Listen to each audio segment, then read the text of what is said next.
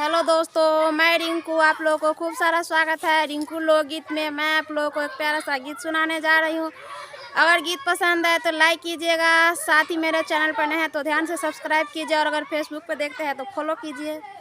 बिना के बजैया सा तो सूरी के रचैया, बिना के बजैया सा तो सूर्य के रचैया, हंस पे सवार होके आजा मोर मैया, हंस पे सवार होके आजा मोर मैया।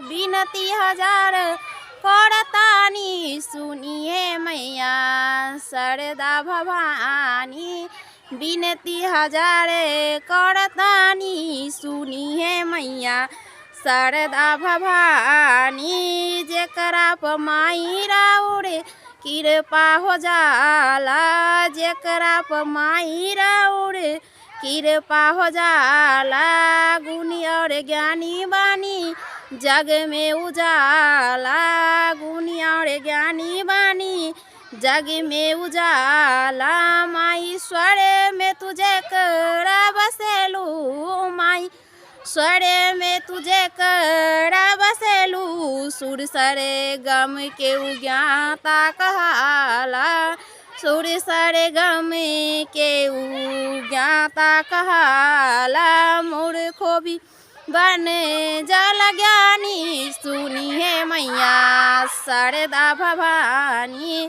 मूर्खो भी बन जल ज्ञानी सुनिए मैया, शारदा भवानी। बिना के बजैया सा तो सूर्य के रचैया, बिना के बजैया सा तो सूर्य के रचैया, हंस पे सवार होके आजा मोर मैया, हंस पे सवार होके आजा मोर मैया।